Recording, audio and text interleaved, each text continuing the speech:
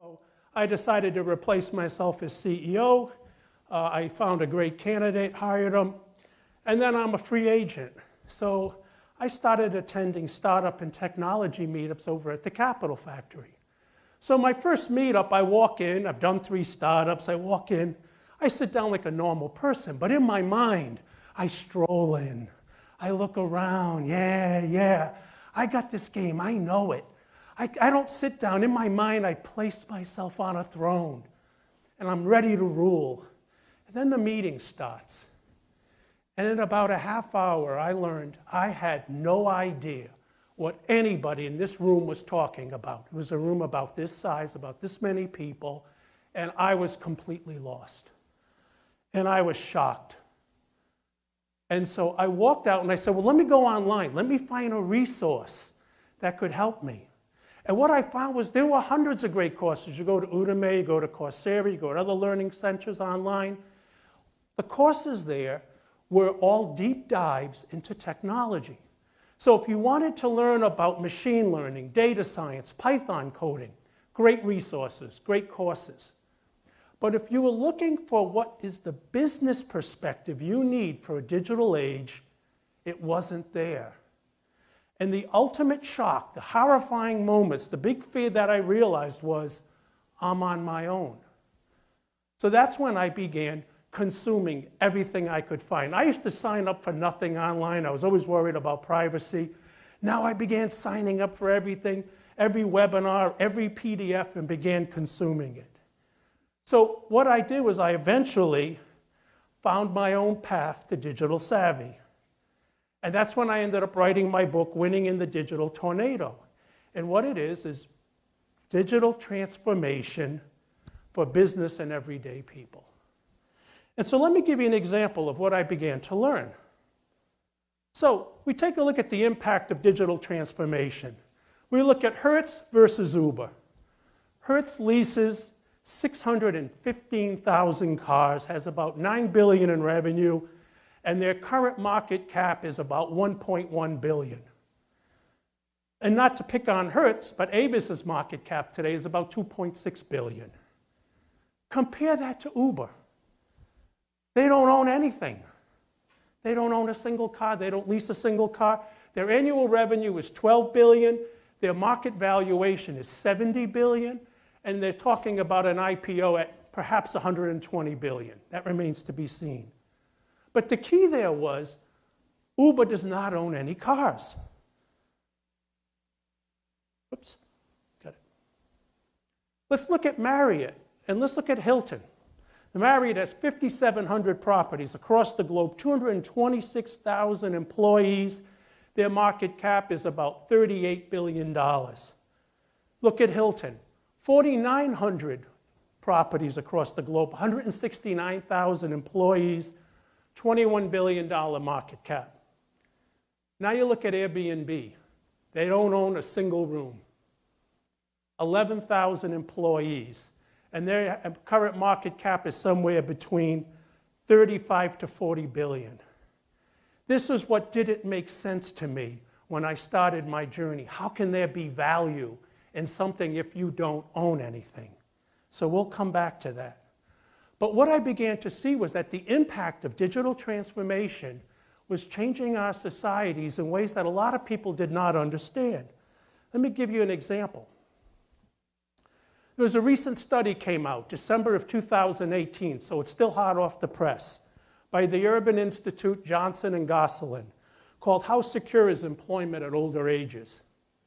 And what they found was that 56% of adults in their early 50s, so my gang, or older, will suffer a consequential involuntary job separation. So over half. Guess what? Only 10% of those people will come back into the job market at a similar level of income prior to their separation. And that the median drop in household income following this layoff is 42%. So someone that was making $100,000 a year is now making 42. Somebody making 60 is now making 35. A major impact in their lifestyle.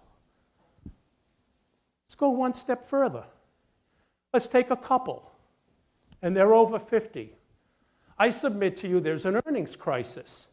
Because think about it, it's if you flip a coin, but it's not a 50-50, it's 56% chance you're going to lose your job, 44% you're going to keep it. So if you flip that coin twice for a couple, it's a 19% chance neither person loses their job, less than 1 in 5. There's a 50% chance that one or the other loses their job, and a 31% chance that both of these people will lose their job, almost a third. So what's happening? We're in a new reality. When companies suffer, careers suffer.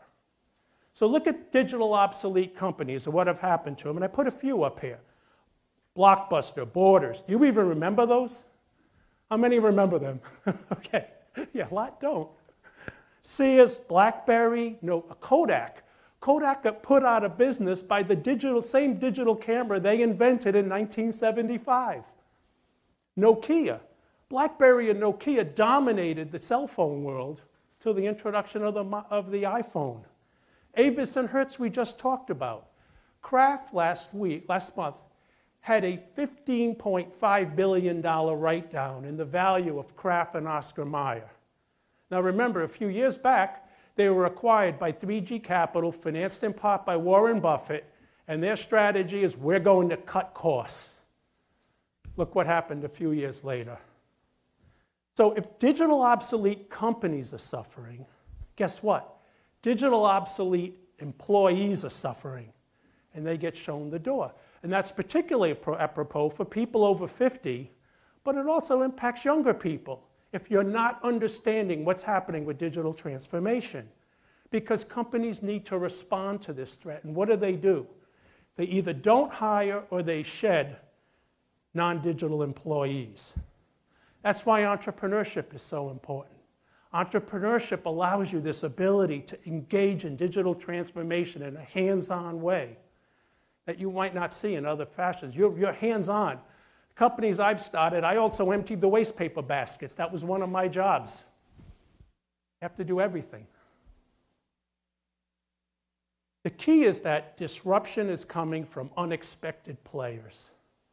So the idea of a traditional competitor, you can take that and throw that out the window. That is the biggest mistake you can make today, to think there's a traditional competitor and that's whom I've got to worry about. Look at Mercedes-Benz. Their competitors used to be BMW and Lexus. Now it's Tesla, Uber, Google. Look at Hertz, Avis Enterprise. Now it's Uber and Lyft. Look what Amazon is doing to a bank. Amazon Cash, Amazon Recharge, Amazon Lending. They have not yet chartered or acquired a bank. They could at any point. But what they're doing is they're whittling away at what the traditional banks do. 2 announcements recently. BlackRock, the world's largest asset manager, $6.4 trillion in assets under management, and Microsoft, the world's most valuable company, $900 billion market cap, 155 million Office 365 users, announced a guaranteed income initiative. Think about that. That means it's basically an annuity. You're going to pay money and then it's going to pay you a certain amount for the rest of your life. That's guaranteed income. There's a problem there. Neither one of these companies can pay a penny of guaranteed income today. You need to be an insurance company to do that.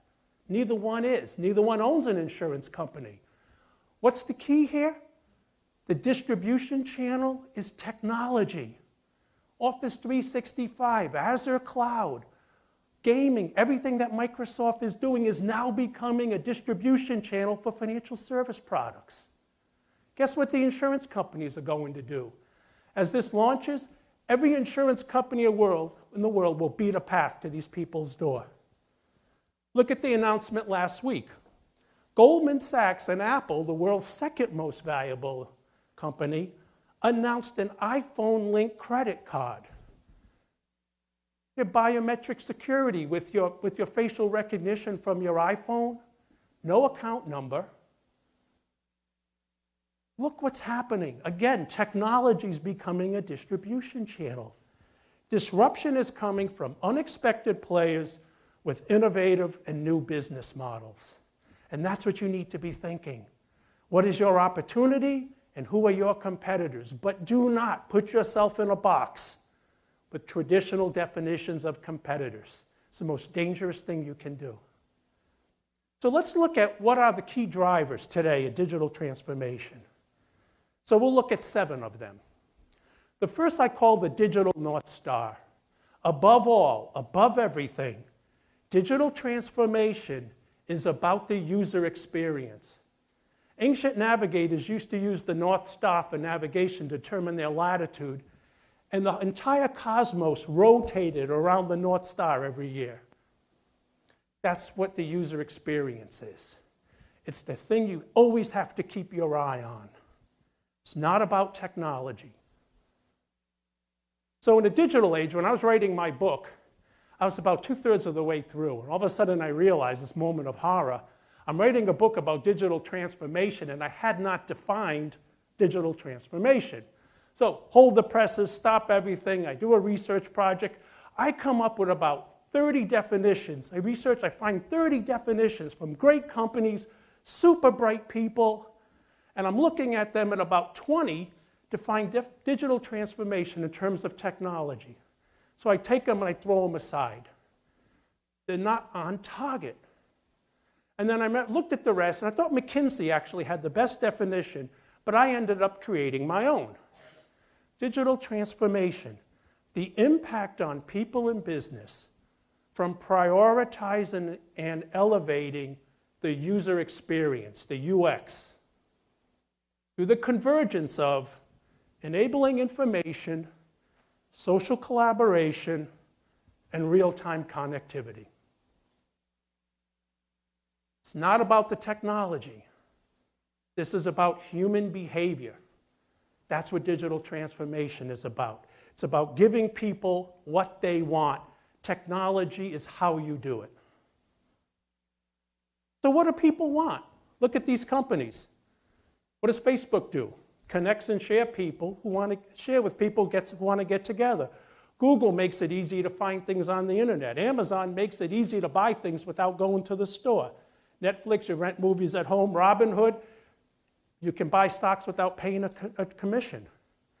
The user experience is the what and why. It's that digital North Star. Never take your eyes off it. Technology is the how. The other thing that you can see from these names is the digital age is a winner-take-all age. These are big companies and they dominate their markets. So the next thing I wanted to talk to you about is this digital perspective. I call it the 5 factors model. And this was probably what was trapping me the most when I began my journey. Look at I call the 5 factors of the industrial age. These are how you created value in an industrial age. Manufacturing prowess, economies of scale, standardized products, privatized data, institutionalized trust. Your classic industrial age company is GE under Jack Welch. Notice the thread that runs through those. It's about structure. It's about how. Now look at the 5 factors of the digital age. Reduce friction, experience, the UX, create collaboration, build community, generate a two-sided network effect. How many people here know what a two-sided network effect is? Okay, so when Uber was launched, what did they do? Now they actually could get a cab ride in a nice car, not a mobile jail cell, at a lower cost than the taxis. So what did that do? That created demand. Because there was demand, that brought more supply. When they started, the taxi market in the San Francisco area was $130 million a year. But they created a better experience, a better user experience at a lower cost, created more demand, which brought on more supply, which created more demand, because more supply lowered the wait times. Uber then cut prices, created more demand, which brought on more people wanting to be Uber drivers. A few years later, the taxi market in the San Francisco area was $390 million a year. The market tripled. That's a two-sided network effect. This flywheel of supply and demand reinforcing themselves. So I would say Uber is actually a classic company of the digital age, But notice these 5 factors. What are they? They're not structural. They're aspirational. It's the what and why. Again, technology is the how. So when you look at digital technology, I kind of divide them into 2 groups. The first is what I call the core capabilities. These operate behind the scenes. You may never actually touch them. So the first is AI. That's the king of the digital technologies. Second is big data, blockchain, cloud, and the Internet of Things. There are 5 user experience technologies. So these are things you're going to interact with. You may touch a button, you may flip a switch, you may come interact with them some way, somehow. Mobile payments, natural language processing. Now, NLP is a segment of AI, but traditionally AI is process and decision oriented. What is NLP? User experience, user interface oriented. Platforms, we talked about Uber, we talked about Airbnb, robotics, and virtual and augmented reality. So there are fingerprints in the digital age. The first is the digital convergence. I just showed you 10 technologies. The iPhone, through the iPhone, it either incorporates or you can access all 10 of them. So when you're creating a startup, there are these 10 digital technologies that you'll be incorporating, and you will add your special sauce to it. That's how you can visualize it. How do I use these technologies, and what is my special sauce? Look at Lyft. If I gave this talk a month ago, I would say they use 8 of them.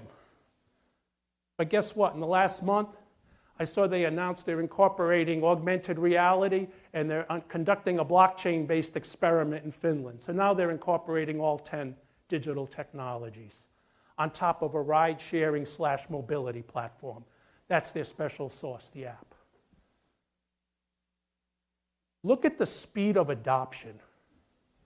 The telephone took 75 years from its invention for most people to have them. The TV took 25 years. The iPad launched in 2010. It sold 50 million units in the first 88 days. Lightning fast speed of adoption. Again, it's a fingerprint of the digital age. Digital convergence of those 10 technologies, plus a special sauce. As an entrepreneur, keep that in mind.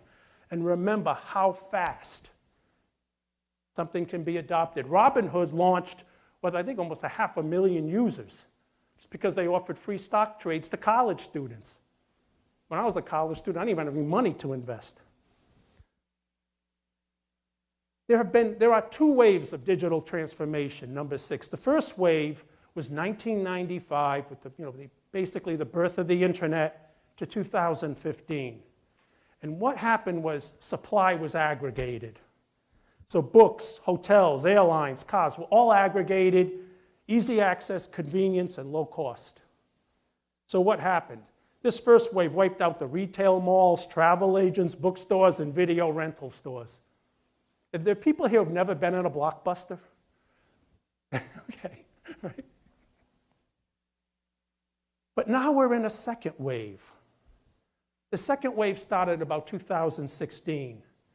Rather than aggregate supply, we're looking at the demand side. We're studying the buyer. And how are we doing that? We're doing that through AI, artificial intelligence, so that we understand the buyer's preferences and purchase history.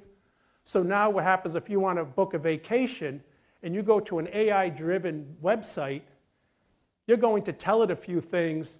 It's going to come back with recommendations. You don't have to sort and sift all afternoon. The AI is also creating a revolution towards services and subscriptions. So that will also be part of the second wave. You won't be seeing Apple selling hardware. Apple is trying to become a service company. Microsoft used to sell Word and Office. They're trying to become a service and subscription company. This second wave is wiping out the first wave. The last thing I wanted to show you about these 7 factors, what I call digital divergence. It's the startup ecosystem, and this is really important. I did a startup in 1998. I did another one in 2001. And we acquired 20,000 square feet in Santa Monica, overlooking the Pacific Ocean, and brought everybody in under one roof. You don't do that today. You don't have a data center. You use Amazon Web Services. You may not have a legal department. You'll use Rocket Lawyer. You may not have a graphics department because you're using Fiverr. You may not have a web design group because you're using Weebly. You may not have an office at all because you're using WeWork. You may not be licensing technology because you're getting it open source through GitHub. This whole thing that was under one roof is now spread across the entire virtual community in the cloud. There's been a divergence. You're creating virtual companies. Think about it. Office space, long leases, data centers. I did a startup, I remember, where we purchased a $1.1 million computer to start it up. And I remember walking in, the head of IT, walking into the data center, so proud. It was about the size of a refrigerator. You'd be fired today. It'd be nuts to do that. The other thing in the startup ecosystem, and this is very important to you, is that the methodology has changed. So Eric Ries wrote the book in 2010 called The Lean Startup. How many of you have read it? Please read it. It's the best thing you can be doing as an entrepreneur. If there's one book, this is the book you have to read. The Lean Startup by Eric Ries, R-I-E-S.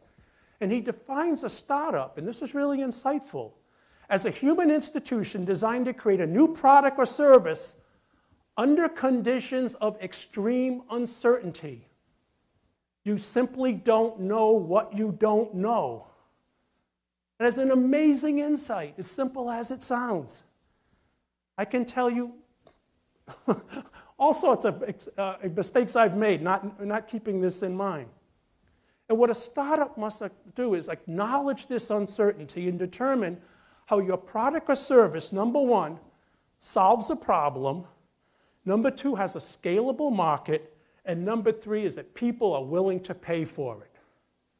That's what your startup has to do. It's about the user experience. So from that perspective, solve a problem, scalable market, people are willing to pay for it. And you do this, and they talk about it in this book, by conducting continuous experiments over and over again, A/B testing, to create validated data. You're actually making data-based decisions on a build, measure, learn cycle, rapid experiments all the time through a minimum viable product. And they call it an MVP. And what's an MVP? It's the smallest version of your product that allows you to conduct these experiments. So you're learning before you're building. You're not building this big vision out and then saying, geez, I hope when I flip that switch, this turns on. You're learning as you go along. And what happens sometimes, a pivot occurs. Here's some famous pivots. Twitter began as Odeo, which helped people find podcasts. PayPal began as Confinity, enabling payments from Palm Pilots. Groupon began as The Point, a social fundraising site. Flickr began as Roll Never Ending, an online game. Pinterest began as Tote, an online shopping site. Instagram began as Bourbon, that was a check-in app, and before that, an online game. Your build, measure, learn cycle, your validated data may tell you your original idea was not so great. And that's fine. That's healthy. You just saved yourself a lot of time, money, and pain. But you found something that it is worth building. That's what's so critical. So this has been high level. Let me kind of give you 10 tips for the entrepreneurs in a digital age, and then we'll get Alec up here. And I think you're going to enjoy what Alec's going to tell you. So here's 10 tips for entrepreneurs. First of all, the mantra of the digital age. Think big, start small, scale fast, and always, always focus on the user experience, the UX. The further you get away from that, the more likely you are to fail. You don't have to write extensive business plans, a 30-page business plan. Don't bother writing it. No one's going to read it. Use a one-page business model canvas. 9 boxes. You can just Google business model canvas. There's 2 versions. They're both good. Long product development cycles are out. Rapid testing and iteration. You want to be learning from day one. Large capital commitments, you're probably not going to find people are going to fund you as you go along, and you show them your validated data. That's how you get more funding. Corporate data centers, high fixed costs, you're going to use the cloud and low variable costs. Low and slow data use, data is a tool for you. It is a weapon. You're going to be using AI-driven predictive analytics.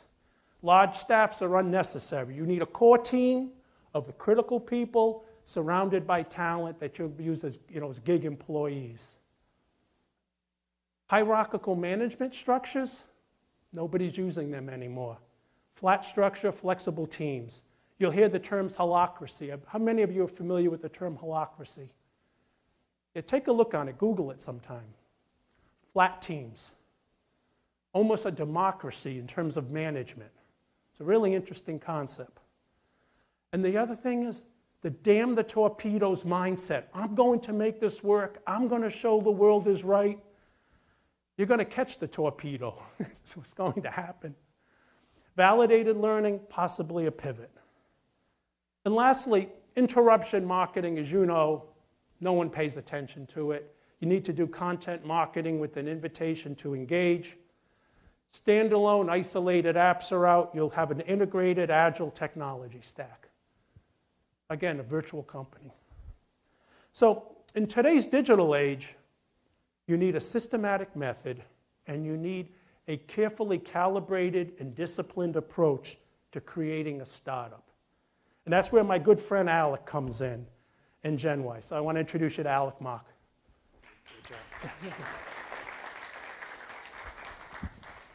What I'm going to show y'all today is how to capitalize what Allan has told y'all today. And how to do that is how to launch a business under 5K. The cycle of business, the first part you have, the problem-solution fit, that's a really hard deal to tackle, especially for a first-time founder. Here is really a lot of understanding the problem space, the potential solution, to craft up that offer that someone potentially wants to buy it. The golden spot is the product market fit. Once you really get that, you're able to really start accelerating growth. That's really where investors want to be at. So throughout this presentation, I'm going to show you how to hit these steps and not lose your ass doing it. So the 3 steps, you have discovery, solution, and then build. How those processes are broken down is the discovery phase is setting up your workspace. I personally recommend Notion. Notion is totally free that you can invite all your team in, and it's like Google Docs, Google Sheets, and then Airtable combined. And then also you got chat in there, kind of like Slack, so you and your team can communicate. Then second off is the idea discovery. This is purely just trying to architect out, okay, what is this idea that we have? Let's define this out before we really start looking at the problem space. That problem space research is really just collecting on the market, okay, it's like, is this idea, does it match a problem? And this problem, does it match the market? The 4th step is creating a company one-sheeter. That's really defining your business idea in one sheet. And don't worry about making it perfect. You're always going to be evolving along the way. And then the 5th is a 10-question survey. You really need about 30 to 50 surveys that you're sending out to your friends, and you can use Typeform to do that. It's totally free as well. And then from there, based off the research from the discovery phase, is the solution phase. So solution space research, this is you're compiling your research that you got from the problem space. The solution space is really understanding your market. Like, hey, we got the problem matches. We did secondary and primary research to back that up. And then you're looking at your competitors. From there, you're making a business model canvas. You can use Pletica, which it virtualizes that business canvas so you and your team can get on it all at once. And then creating a roadmap. How do you see this potential solution? You could have a great idea, but how are you going to break that down into segments, really your MVP? And then once you have a good solution kind of crafted up that you believe is well, it could fit into the market, create a 10-question survey as well. And you can do that through Typeform. Why I say 10 questions is like you don't want to send your friends or other people a long survey and hope they answer it. Be very clear and concise and really do a lot of research on good questions and ask people around you. Use the internet. You got Facebook, Twitter. People will definitely hit you up on there. Go to Austin Startup, a good place to start at. And then from there, once you get defined more of your survey and it's looking good and people are wanting your potential solution, figure out what's the cost of launching. The cost of launching could be setting up that business. You got to look at your business structure. You want to set up an LLC, C Corp, and then also what is the cost to hitting your beta. And then from here, once you get your costs down, really start building. Why we have the building phase of the last 3, this is when you actually start building your company and also your beta. You don't have to file a company at the very beginning. You lose like $300 and then what if it's not a good idea, you know? Then you have to go through that whole process. So first off in the building stage is marketing plan. Huge. How are you defining the solution to the market? And then you're doing kind of some Facebook campaigns and target that. Figure out who's your ideal customer that you want to sell your solution to. And the beta, cool thing is, this can actually be a product or a service. So how GenWise first got started, I was working at Apple and I was going to college and I was getting my degree in marketing and I was like, man, I want to walk out and be a CMO. But I knew I can't walk out of college with no experience. So I started helping out people for free on the marketing side, and they started throwing money at me and started building a business. And then from there, I really started to understand a lot of companies have a hard time with operations. Everyone's focusing on the front end of the business of marketing, sales, polishing that up, but how about the operations? Is that business owner, is that business running them or are they running it?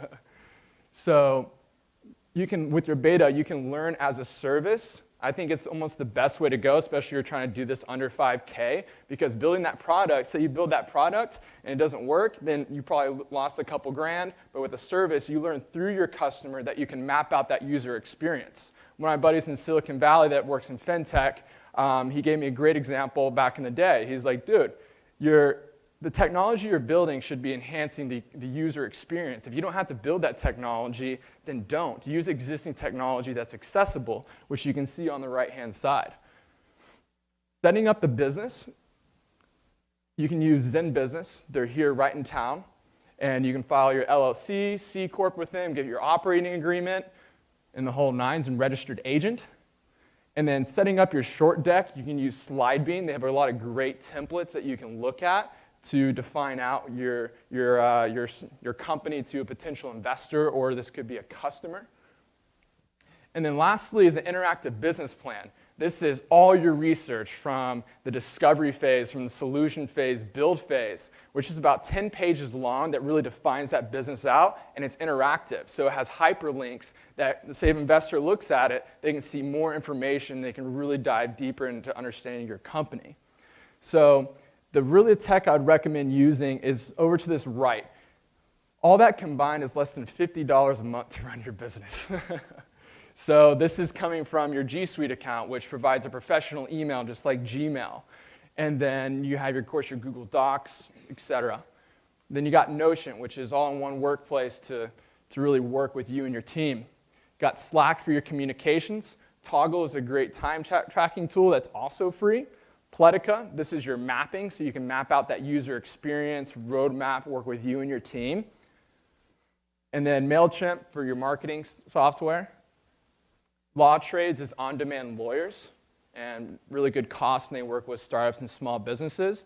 LogoJoy is phenomenal to figure out what kind of logo you want to have. You can go in there, type in your name, pick a couple colors, and it describes what kind of colors you want, symbols, and from there the AI populates so many different logos that you have an idea of like what you want to do. And then lastly, Squarespace. It's super easy. That's why I recommend it. Weebly is also good too. But all in all, with the build phase, use test, measure, and adjust. Take steps. Don't leapfrog it. You don't know what's going to be on the next jump. So really, at the end of the day, through these phases, is really understanding that user experience. Because if that problem isn't being solved, you're not hitting pain points, that solution matching it, in the day you don't have a business. So really understand and learn through your customer, but also bring a few people on with you. I recommend having a co-founder that you can hold accountable and have agreements set in place at the beginning, please. And that is about it on this segment. And thank you all for today. And we're now going to be opening up to questions. Thank you. That'd be great. Yes. Because Google Docs is super easy to get a PDF and send it off, or you can really handle the sharing preferences. So good question. Yeah. No, I don't even know how to code. Neither do I. Yeah. I know enough because I'm operations side, and so I can flex on the marketing side, build up marketing divisions. I can build up tech side, and also make sure everything runs. So with development, it's more commoditized now. And South America, we have access to 200 developers, 130 in Argentina, and then more in Colombia. So the goal is, what Allan really capitalized on is understanding that user experience, because the more that you can define with you and your peers, that's enough to give over to the developer to really start building that out. And especially with this research and that phase, it's golden. I literally hate seeing innovators, creatives, even artists, they want to just do something great and they get held back from the business side. Screw that. So really you can sign up for GenWise for free and get a virtual toolkit to start building your business and doing it yourself, with also a checklist. And then we got a premium side where we can actually be hands-on and help you build that. Yeah. Yes, sir. Yeah. GenWise. Yeah, I've been working with Alec for about 3 or 4 months now, and it's been amazing to watch the transformation as he's been developing his concept. And if you're looking to create a startup, get to Alec and get to GenWise. It's a very good use of your time. So the idea there is you have your idea and you love it, and that's great. You're enthusiastic, you're passionate, but data, validated data from testing, build, measure, learn cycle will tell you maybe you don't have the right idea yet. And it's just a process you go through. So love your idea, but don't love it too much. So true. I mean, look at Apple and Microsoft today, the 2 most valuable companies in the world. And where is their growth coming from? Services and subscriptions, Yep. Not software and hardware. Isn't that amazing? The 2 most valuable companies in the world get it. Someone that compliments you. This is someone that can help you through the rough times. This is someone that also believes in your vision. And also, too, what I honestly believe is if you're not willing to do it for free, then don't do it. So, and then with finding a co-founder, I would also look outside of your friend group as well for options. Yeah, the other thing is hire people smarter than you. Don't ever forget that. It's not easy starting a business, and that's why it's really became a conviction to me to make sure y'all don't have to face what I had to face. So now it's, I'm telling you, go to genwise.com. That's what it's designed to do, to help really the person who has no idea about a business to actually be able to run one and start one. And what's interesting about working with Alec is that, over 4 months, I've seen him not change his mission, but pivot on how he's delivering it. Based on what he's learned, based on data. I mean, you might want to talk about that. It's part of Alec's journey. Yeah. I would recommend the learning as, the best way I can recommend that is learning as a service. Because at the end of the day, I mean, yeah, you can build a product, it takes time, but starting for free and with people in that problem space and then collecting that intel to eventually build out that product or that bigger service that you want to build out. So I would say start small with that methodology and then work your way through that, if I answered your question correctly. Yeah, and I would add that the concept of an MVP, a minimum viable product, once you've concluded this discovery phase, build the least you can build possible. You just need something that allows you to conduct experiments and create validated data. And the challenge is always you want this function expansion. You want it to do more. You have to fight it. You have to pull back. What is the minimal thing I can put out there that I can do what Ashley's suggesting? Let me get data. Does it solve a problem? Is it scalable? Will people pay for it? Sometimes people create non-minimal viable products. It's like, well, I have a shoe company. I don't even have a shoe yet, but I'm saying, if I had this shoe, would you buy it? Yeah. You can do that with the non-existent MVP. If I had a pizza delivery service, would you order pizza through me? You don't even have the service. You're just trying to find out. So don't be afraid to say, well, I'll make a non-MVP. Yeah, and also you can build your MVPs out on Bubbles. If you have ever heard of that, think of Squarespace, you can build a website, but Bubbles, you can actually build apps. Because really the MVP side, I mean, if you don't have to use any code, don't do it. So you can use Bubbles or even Coda.io is two good applications to use. Yes. And I recommend Facebook groups.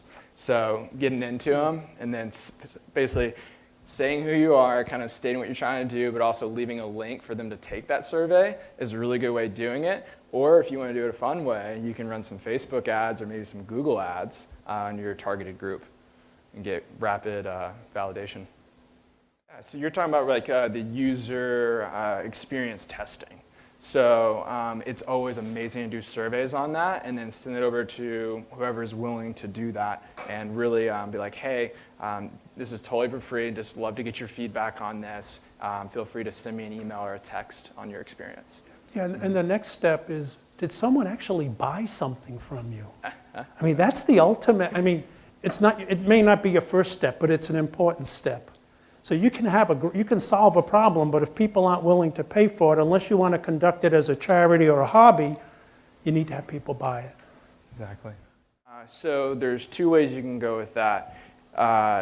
Funding opportunities, you can look into grants, and also too, you can look up early stage seed fund investors. That's another good way of doing that. Or you can get access to business credit. So say if you have over a 700 credit score, you can get access to business credit where it'd be underneath your business and can cycle through kind of how these big corporations do it. We can talk about that later. But what I kind of like doing best is starting basically part-time. I'm going to put 20 hours a week towards this business. I'm still going to have my full-time job, or I'm in college still, where you're not stressing yourself out while you're building a cool company. Yeah. Another thing, I mean, there's a traditional VC world, but the other thing is that don't ignore corporate venture. Companies now have their own, basically, VC groups, corporate venture groups. So, for example, I was at a meetup one time, and Amazon was there, and Walmart was there, and they were looking to fund startups in logistics. That's what their CV, this was over at the Capital Factory, right? They were there looking to fund startups in logistics. Isn't that amazing? Walmart has its own accelerator. So think about incubators, accelerators, corporate venture. So it's a big world out there, and it's not everything all the time, but it may be at a later stage or an earlier stage. But if you solve a problem for a big company, go talk to that company. When I was first creating companies, we didn't. We looked at them as the enemy. But now large corporations are smarter. They realize that people like yourself can solve problems that they have better than they can, because you're not tied down by all the corporate infrastructure. Yeah, for protecting IP, the best way you can do is having trusted partners for sure. But also too, when it comes to actually protecting it legal-wise, is how much money you got. And also too, backing up that IP, say if you spent $50K on a patent, I mean, say someone takes that from you, you still have to have that money to go sue that person, and that takes you away from the mission. So honestly, like what I believe is just get it out there. Say if someone wants to harp on it, I mean that's another angle you get to see towards your product build out, and hopefully you'll be able to beat them. Yeah. Also, there was a 2014 Supreme Court decision called Alice v. CLS Bank, and the Supreme Court essentially invalidated business method and software patents. So it's much harder to have an idea now and then submit a patent application and actually produce a patent. Yep. There's been some dialing back on software a little bit. They're a tiny bit more open, but a business method patent, just a better way of doing something, you can't patent it anymore.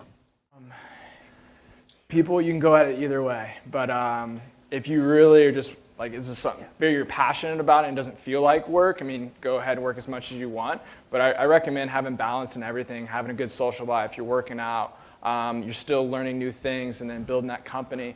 I really kind of brand it as being a part-time warrior, so 20 hours a week, and say you want to work some more in that, go ahead, because the worst thing to do is to be stressed out as an entrepreneur because your personal side isn't covered. Yeah, and I would say don't forget to keep networking, even Yeah, as you're that's focusing very on true. your idea. Network, network, network. You get great ideas from other people. Thank you all. Okay, thank you so much. Thank you, Ashley.